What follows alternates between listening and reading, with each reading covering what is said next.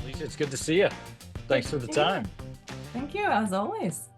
I appreciate this. This is a great topic and timely, I know, for a lot of the people that we know collectively in the nonprofit space. And so let me go through what I hopefully will give to you and to those who are able to watch this recording an idea of what they should be doing at a time where you just have no idea which end is up, right? Or as I've been calling it lately, is you got DOGE, right? And this presentation is a little bit more on the DEI program focus, but really it's about all of the things that are being affected right now with funding being cut, grant monies being suspended, uh, monies that were already allocated frozen, and in some cases uh, pulled back. And so that is just really taking nonprofits to their knees. In some cases, they're looking at the genuine possibility of having to close their doors. And so, what I want to talk about is just how do you work through this? What the heck is really going on from this one? How do you communicate to this? What do you do, and how do you do it? And some examples to do so. And then, Alicia, if you've got any questions, or if some of the viewers of this one have any questions afterwards, the slide deck will have my contact information, and I would certainly welcome anybody to be able to reach out and just give me their 2 cents worth or stump me with any questions that you have in there. That would be my pleasure to do so. So, one of the things that I think has been uh, a real big initiative for a lot of nonprofits is whether or not to cut their DEI programs, because that has been contingent on them receiving funding. And the thing that I find fascinating is that some have done so really without any hesitation, that they have just canceled what had been a real visible initiative, but also not only just being high profile, but one that they certainly gave a lot of credibility towards, one that they advocated for and promoted with great vigor and great enthusiasm, that seemed to be just dropped overnight. And while that may be because they're afraid of some of the funding cuts, even those who have not touched their DI programs, or have not been worried about whether their DI programs, or maybe canceled their DI programs months ago, they're still seeing funding cuts. And so orgs seem to be just doing this 180, either of their own volition or not, overnight. And I don't see that changing anytime soon. I don't see the chaos that this federal government is operating stopping anytime soon. And whether you're for or against the current administration's policies, the reality is this: there has been this very radical shift in how nonprofits are receiving the necessary capital to operate, and how they're going to go about their daily businesses. And what's that's doing, it's not only putting programs in jeopardies and causing layoffs, but it's really just causing this incredible panic together. Hopefully, I can make light of this one for those who are of my age who remember Ghostbusters and this line. I'm trying to make light of what is a very, very scary time and an anxiously filled time for a lot of not only executives, but also the people who are receiving the care and the services administered by the nonprofits, the funders themselves who want to continue the mission, but are finding that their investment portfolio, that we're generating the cash to allow them to contribute and support various organizations, are now shrinking. And it's just causing a lot of angst for this one there. So why is this all happening? Let's take a broader step back here. Some of these things have been in the works for some time and have been accelerated certainly in the last few months, to be sure. But there had been discussions on whether you should have DI programs. There have been discussions about, are we using the right metrics to showcase a value, to showcase that we are actually meeting the mission, that we are having the intended impact to a set population, an underserved population in some cases. And some, quite frankly, have been a knee-jerk reaction. But right now, those are all things that are getting clouded because of the significantly quick and chaotic way in which things seem to be coming at nonprofits. And so what I'm concerned about is they're responding in kind. Their communication seems to be panic filled. It seems to be rapid. It seems to be extraordinarily reactive. And it's not in line with the kind of things that they have talked about beforehand. And so this lack of communication or disparate communication or confusing communication is exacerbating the angst that people are feeling. And in doing so, they are left to try to figure out a trend, a reason, a path moving forward. And for a lot of nonprofits then who don't who are hesitant about saying anything more, who are not consistent in their communications, will cede the narrative to somebody else, to the general public, to a donor, to a constituency groups, to an elected official or whatever. And all that'll do is just create what I call an accelerant to a demise. This is the time in which people need to hear from nonprofits even more so.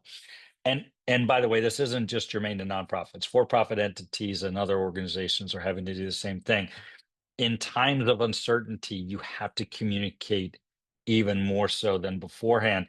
And by the way, let's not forget, we had not too long ago a same type of chaotic moment when the pandemic struck, when all of a sudden organizations had to think about how they were going to deliver on their services and their missions.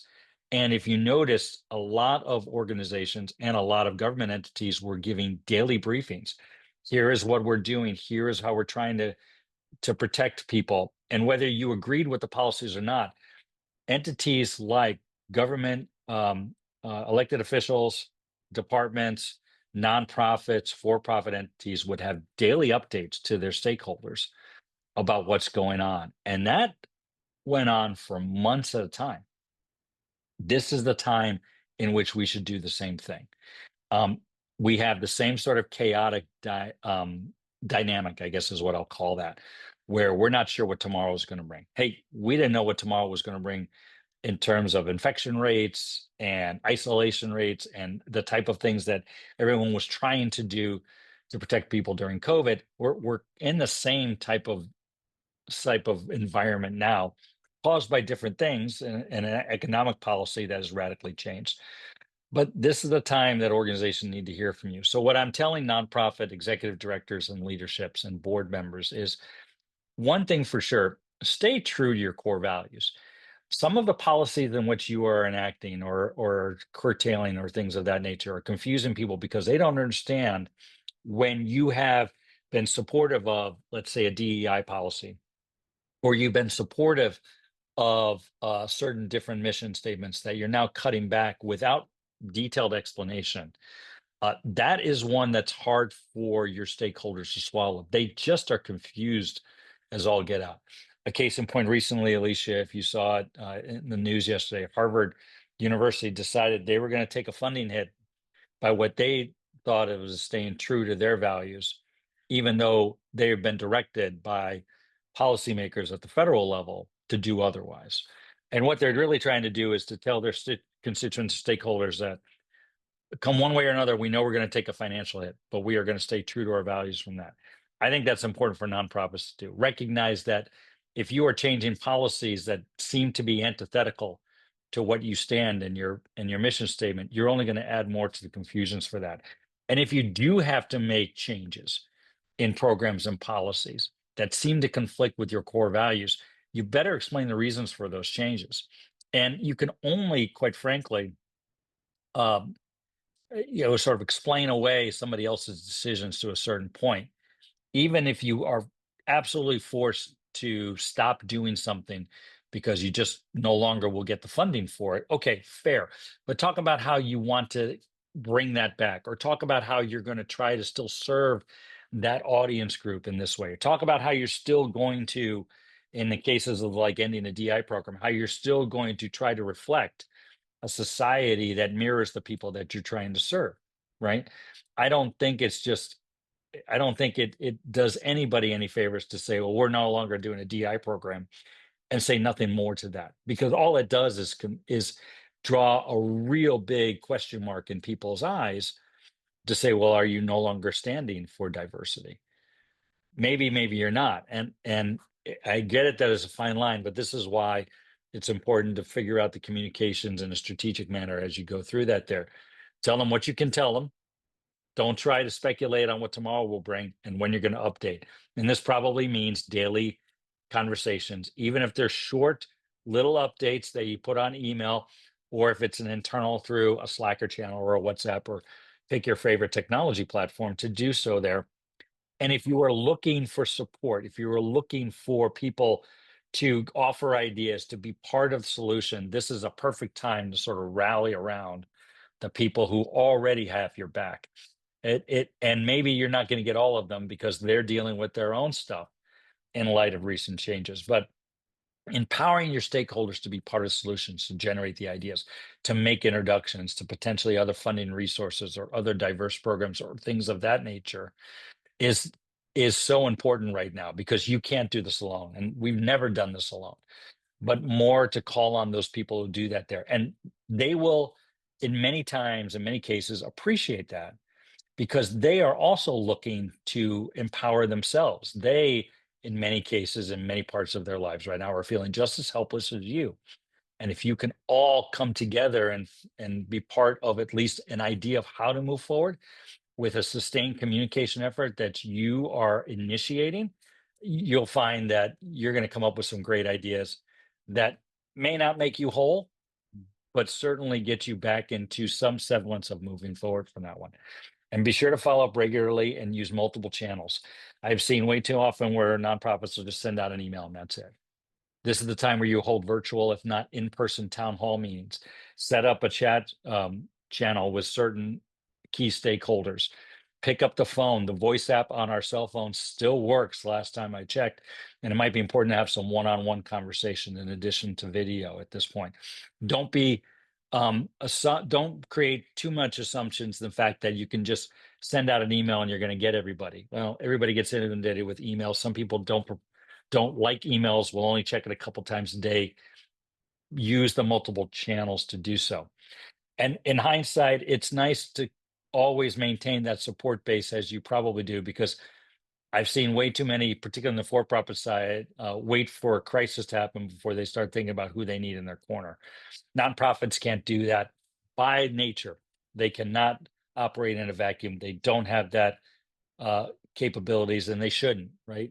The collective collaboration that nonprofits engage with fellow nonprofit organizations, government entities, for-profit supporters, family foundations, and individual donors is going to come and play on this one there.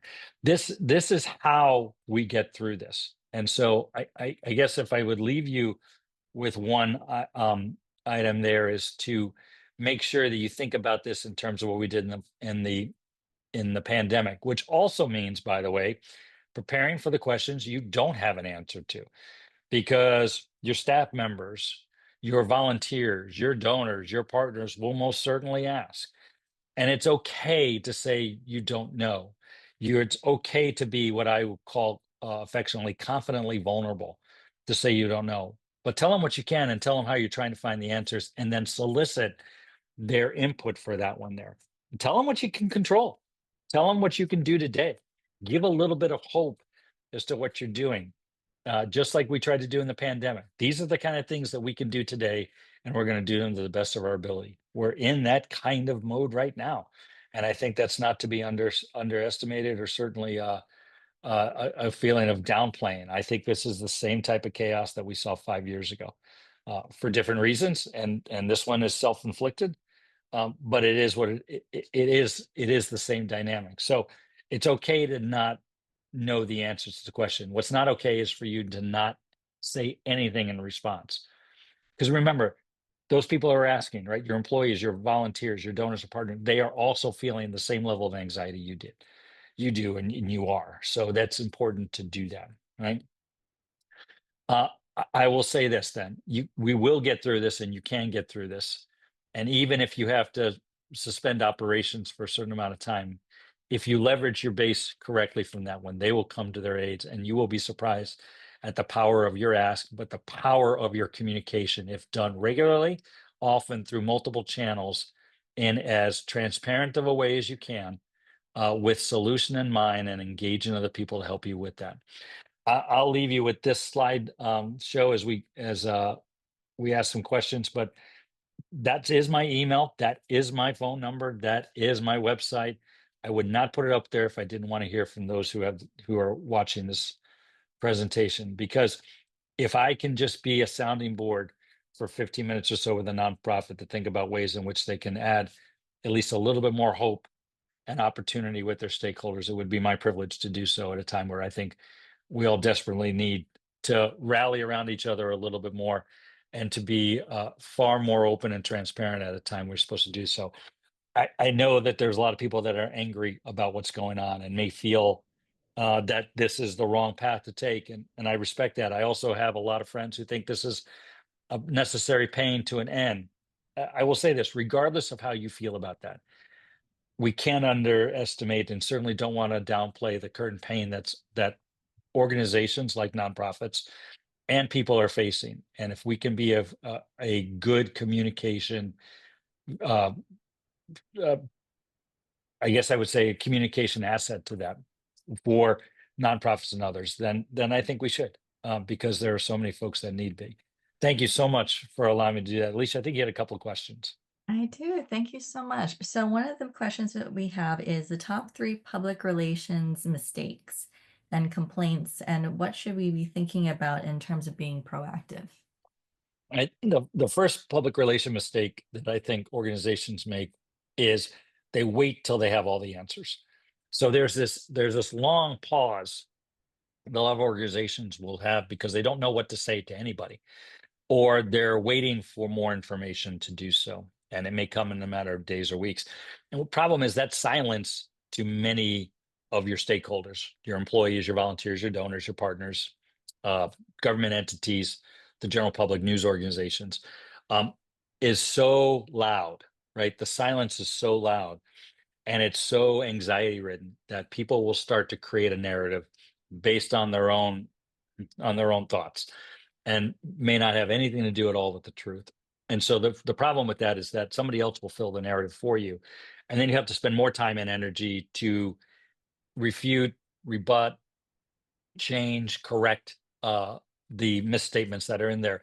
Most of which will be, by the way, well intended. They're not trying to say things that are untrue. They're not trying to disparage organizations, but they will fill the void of no information with their own thoughts. And that's something that I think is first and foremost is organizations need to over communicate at this point. And even if you feel like, God, why am I saying this all over again? You're going to have to, just to make sure that the point is raised and that is retained and that is understood. The second for that, though, and so this is going to sound like it's part of the opposite side of the coin, is to speculate on what is going to happen. We don't know what's going to happen tomorrow. In all candor, we're not exactly sure. Long term, you can forecast, but how are things are going to knee jerk up and down and around? I think we've proven in the last, I think it's been close to 85 days right now, that we don't know what tomorrow is going to bring.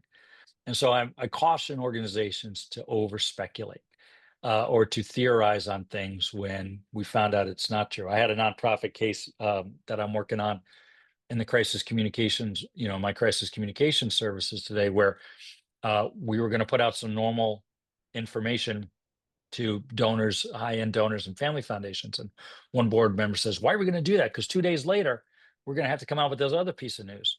Well, that 2 days later is now turning into probably 10 days. And so we are filling the gap with talking about how business is continuing, how the mission is moving forward, and who's doing that. And it's so important to make sure that your supporters know that. And I said, we don't know if tomorrow we're going to have the information that we need to about this matter that we're working on. So let's go through with talking about what business is being done now and let them know we're still working on the other matter, but business is being done, and people are being served and cared for.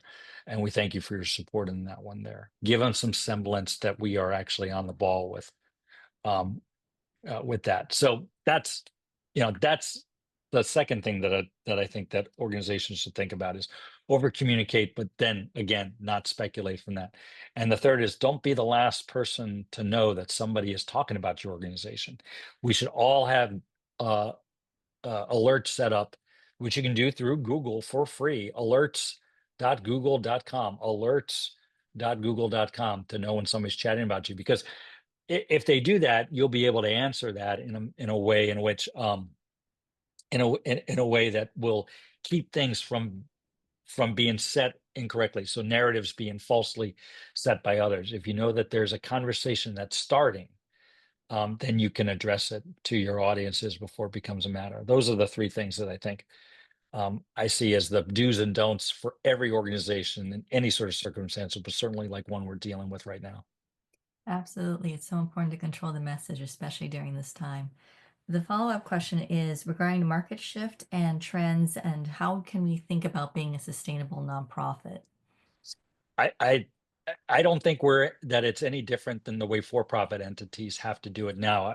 We were talking right before we hit the recording about a New York Times the daily podcast interview that I heard just yesterday, where a small business owner who has specialty products that are designed for relatively new parents, young parents, can't bring in her products because there was 145% tariff placed on them from where she gets them into China for that. And even if she could pass along those costs to the client, she does not have the capital and can't get access to the capital to even pay the tariffs, let alone bring them in, let alone put them to market.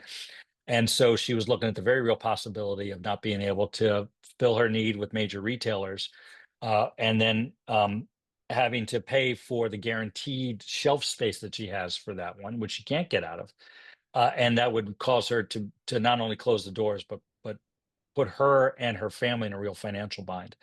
She is really the woman that I heard thought very quickly about where else can I sell this product, and is looking to sell those in other global markets that don't have the tariffs, that she could generate a profit on that. And that was brilliant because she's not a global company. She has a manufacturing partner in China, but she sells in the US. Well, guess what? She just turned into a global company, and I wish her all the best in being able to do that in the next few months to be able to keep the business operating. I think nonprofits have to think about that. And so even if you are focused locally on a certain segment of population, you get the grants for that. How do you create a service model that you can do virtually at far lower cost, let's say, to a broader audience who would pay a smaller fee for that one? And so you turn into a volumes-based business as opposed to a service business. I'm not suggesting that that's easy, and I'm certainly not suggesting that that scenario is applicable to all nonprofits. But I think in the way we have to think about our group is not necessarily how we focus too much on how we deliver the product as opposed to what the product is and who else needs it, and then rethink the delivery mechanism for that. I think we'll find in many cases that we'll be able to do some good, if not in the way that we were doing it before, or even to the volume we were doing before, but we could still do some good if we really think about that. So look at it in terms of what is your core specialty? What is your core value proposition? And how do you repackage that and deliver it in a way that you can do so with the resources that you have? Absolutely. And one of the final questions that we have before we go to the group discussion is thinking at the systems level, what would be your recommendations in terms of early onset being proactive, but also preventative in crisis management? So I appreciate the question very much. It's a really good. I'm going to split that into two there. So the question is like, how do you prevent the next crisis? And I see a lot of nonprofits, like a lot of for-profit companies that feel, and understandably so, they don't have the time or they don't have the capabilities of sort of looking strategically at things that could disrupt operations. um, because like a lot of nonprofits, the founders, the executive directors are knee deep in actually delivering the services, delivering the products to the people as much as they are to be in their executive positions. But I think that there's been a case over the last few years for doing otherwise. I think it's been this, right? Here we are 5 years removed from a pandemic. We now have another matter of disruption, and I'm not sure it's necessarily tied to whoever's in power. I think this is the way in which the world is operating right now, that there's always going to be disruptions. And I think we need to start thinking about what are the things that we need to do if we don't get these type of things that happen overnight. By the way, a lot of good for-profit entities have had to think about that for a while. Jack in the Box, if you remember, the big, Southern California regional fast food place, about 20 years ago had a scenario where their beef supplier was stricken with E. coli, and they were having a real hard time getting their main core product into their restaurants to make the food. The lesson they learned from that one is what happens if we have to go to an all chicken menu? What happens if we have to go to an all fish menu? How do we set up contingency plans to do so? I think nonprofits are going to have to start thinking about that. What happens if we had to do that? And oh, by the way, we all had to do that in 2020 when we had to, or when 2020 when we couldn't deliver the services. Education institutions had to think about how we were going to deliver an education experience virtually, and what are the pros and cons? How do you create, the same type of, or at least close to the same type of experience in this format as opposed to a classroom format? I think those are good questions to start asking yourself. So so the idea is take the time to think about what could be potential disruptions in your business. Think about operational contingency plans and then how you communicate with that. And even if it's an hour or 2 hours a week to do so, I think it's important for everybody to do that for that. So that's one. I think the first question you had is, if I recall correctly, it was, how do you set up communication plans in advance to do so? I think if you have a good risk management strategy, if you start thinking about what are the disruption of business, don't think about it just in terms of operations, but think about what is the impact on your employees and how you're going to tell them how to adjust, to your volunteers, telling your supporters how you are modifying services. And this is the way we're going to go about that there. Particularly supporters who have earmarked restrictions on their donations for certain programs. Okay, but those programs may have to be delivered a certain way or may have to be halted. Think about how you're going to communicate with that. Just by changing the way in which you do business operationally is only going to get you so far. And you're going to have to communicate with the stakeholders to get buy-in on that. So I think it's not only just thinking about it operationally, but tying in a communications plan for each of those scenarios to make that happen. Absolutely. And thank you so much for your time today, Dave.